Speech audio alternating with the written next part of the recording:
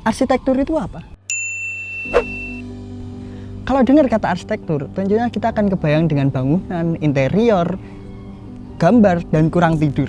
Tapi benar gak sih cuman itu?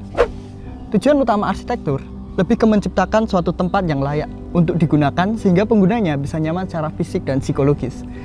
Contohnya, green architecture di Jakarta. Selain membuat rumah susun yang bisa digunakan banyak orang, bisa juga sebagai tempat lahan terbuka hijau untuk vegetasi. Efisien nggak sih ide green architecture ini? Bayangin, kalau ide itu diterapin di semua bangunan, tempat rekreasi, bahkan rumah tempat tinggal. Bayangin kalau semua bangunan dan alam bisa saling memanfaatkan tempat secara optimal. Ya emang bagus sih, tapi pasti bakal lama banget kan waktu realisasinya. Tergantung kita hidup di masa kapan. Arsitektur itu salah satu bidang ilmu yang bisa berkembang dan terus mengikuti perkembangan zaman. Kalau di masa lalu, merancang desain aja masih pakai meja gambar yang besar, alat lapangan yang rumit dan kompleks. Belum lagi dalam proses pembangunan, apabila masih pakai alat-alat konvensional, tentunya ini butuh waktu yang panjang untuk mendirikan satu bangunan. Sangat nggak efektif. Maju lagi nih, mulai ada ide kolaborasi antara ilmu arsitektur dan dengan teknologi. Kalau masa lalu gambar garis pakai pensil, penggaris, dan kalau salah harus pakai penghapus. Sekarang cuma pencet, sudah jadi gambar perancang. Mulai efisien. Bayangin nih kalau zaman makin maju, semua orang pakai ilmu teknologi. Seorang arsitek asal Yunani bernama Theo Sarantodoulalis memiliki bayangan yang serupa. Pada acara TED Cross CAD Brussels, Pak Theo ini memaparkan akan adanya kekuatan teknologi yang menjadi fondasi utama dalam proses pembangunan di masa depan. Hal itu dibuktikan dari adanya proyek pengembangan pembangunan yang sudah menggunakan gaya dan model kontemporer yang sangat rumit, tetapi dapat dibuat secara cepat atas bantuan teknologi. Ultra efisien. Jadi apakah faktor cepat lambatnya pembangunan ditentukan oleh teknologi saja? Pastinya tidak. Karena semua ide dan pemikiran kreatif dimulai dan dikembangkan langsung oleh manusia. Siapa manusianya? Ya arsitektur itu sendiri. Jadi tinggal pilih mau jadi arsitek yang hanya puas dengan gaya kerja yang sudah ada atau punya tekad untuk mencoba hal-hal baru.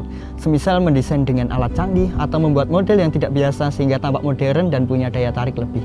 Kalau aku sendiri ya pengen pakai cara cepet lah, maksudnya pakai cara yang lebih efektif dan efisien. Sebagai arsitek yang peka terhadap perkembangan zaman dan perubahan keadaan seperti perubahan iklim, sebaiknya mulai belajar teknologi, eksplor referensi dan penelitian baru yang bisa bantuin semua pekerjaan agar lebih efektif waktu dan tenaga. Seperti teknik DevOps yang dikembangkan oleh perusahaan India bernama SPAD.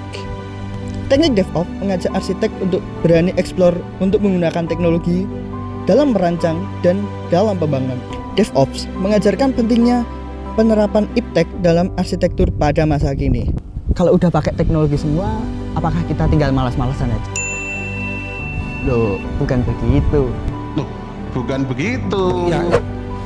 Sebagai arsitek dan bagian dari masyarakat digital 5.0 yang semua hal lebih mengutamakan internet, kita harus tetap produktif dan waspada.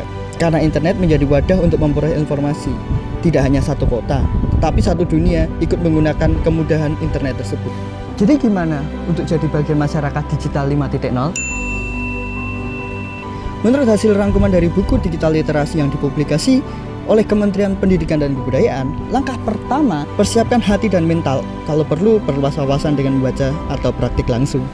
Langkah kedua, saat menggunakan media sosial, pandailah mengutarakan opini atau berpendapat. Langkah ketiga, hormati privasi dan hak sesama pengguna seperti tidak mencuri hak intelektual orang lain tanpa mencantumkan sumber atau perizinan terlebih dahulu. Dengan langkah itu, sudah pasti aman untuk jadi bagian dari masyarakat digital 5.0. Mudah kan? Ya itulah salah satu manfaat dari adanya teknologi. Pekerjaan menjadi lebih mudah dan cepat selesai. Bahkan bisa menambah wawasan dan belajar lebih tanpa kemana-mana. Kalau di pembangunan, ngecek proses tinggal terbangin drone lalu tonton bareng lewat monitor. Tapi ternyata tidak semudah itu. Cybercrime banyak terjadi luas di internet, seperti pelanggaran hak privasi hingga penyebaran berita palsu. Buat arsitek sendiri, pasti lebih waspada kalau ide yang susah-susah dipikir dan dibuat malah dicuri lewat internet. Jadi, teknologi dan arsitektur bukan suatu ilmu yang berjalan sendiri-sendiri, tetapi harus bekerja sama untuk membentuk suatu gaya kerja baru untuk memajukan dunia melalui pembangunan. Selain itu, kunci utamanya harus tetap produktif dan tetap waspada. Terima kasih.